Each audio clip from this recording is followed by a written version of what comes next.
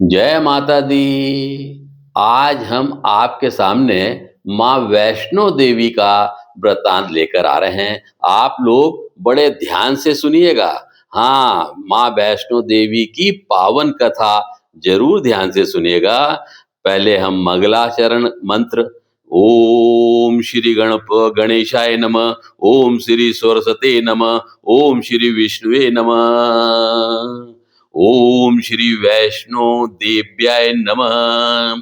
ओम त्रिकुटवासिने नमः। ओम काली कालिकाय नमः। ओम श्री महालक्ष्मी नमः। ओम ऐं सरस्वते नमः। ओम भैरवाय नमः। अब जयकारा लगा दीजिए। बोलो जय माता दी जी की जय हो। बोलो सच्चे दरबार जी की जय हो। त्रिकुट पर्वत की पावन गोद में जहाँ हवाएं भी भक्ति का स्पर्श देती हैं, वहीं विराजती हैं माता वैष्णो देवी, जिन्हें शक्ति, भक्ति और करुणा का साक्षात रूप माना गया है।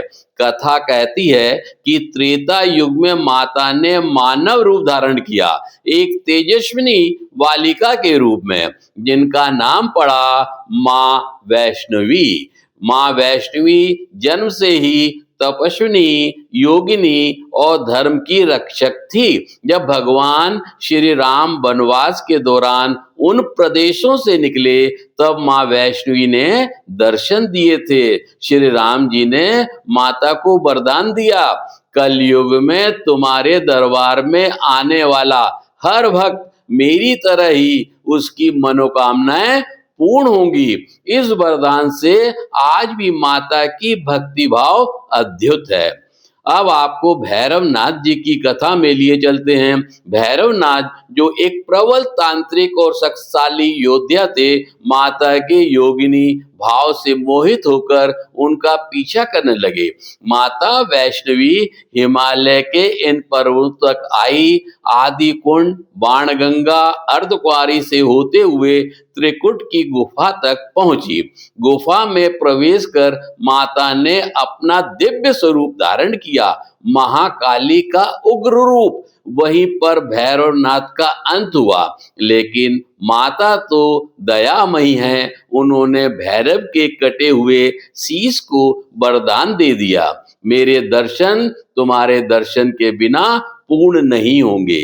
इसी कारण आज भी भक्त माँ के दर्शन के बाद भैरव मंदिर अवश्य जाते हैं।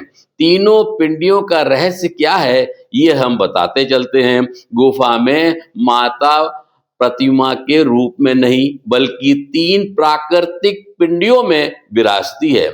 महाकाली जी जो शक्ति का आधार है, महालक्ष्मी जी जो समृद्धि का स्रोत है, महासरस्वती जी जो ज्ञान की ज्योति हैं। यह तीनों मिलकर कहलाती हैं माँ श्री वैष्णो देवी माँ। यही वह स्थान है जहाँ भक्त की हर पुकार सुनी जाती है। त्रिकुट पर्वत पर कहा जाता है, माँ बुलाती है तभी भक्त पहुंच जाते हैं। कलयुग के अंतिम रहस्य। जब कलयुग अपने अंतिम चरण में प्रवेश करेगा, तब अधर्म और अन्याय चरम सीमा पर होगा। जब मनुष्यों के हृदय से करुणा समाप्त होने लगेगी, तब संसार में प्रकट होगा अंतिम दिव्य अवतार, कल्कि अवतार, जिसे हम 24वां अवतार भी कहते हैं, जो धर्म की अंतिम स्थापना करेगा।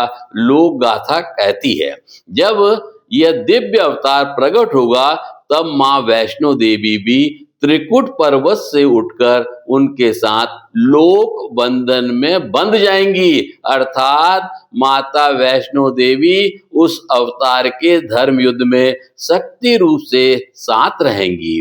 भैरवनाथ भी क्षमा प्राप्त कर पुनः दिव्य शक्ति में सम्मिलित होंगे, और जब धर्म पूर्ण रूप से स्थापित हो जाएगा, माता वैष्णो देवी अपने परमेश्वर श्री विष्णु देवता जी के साथ दिव्य लोक में वापस करेंगी, वहां अपने धाम को चली जाएंगी। यही कलयुग के अंत का संकेत होगा। यह गाथा यही संदेश देती है, जब धर्म डगमगाता है, माँ ही रक्षा करती है और अंतिम समय में भी वही शक्ति मार्ग दिखाएगी। अंत में हम कहते हैं, जय माता दी, सबकी मनोकामना पूर्ण करो माँ। ओम पूर्णमदम पूर्णमिदम, यानी आपकी सभी मनोकामनाएं पूर्ण हो जाएं।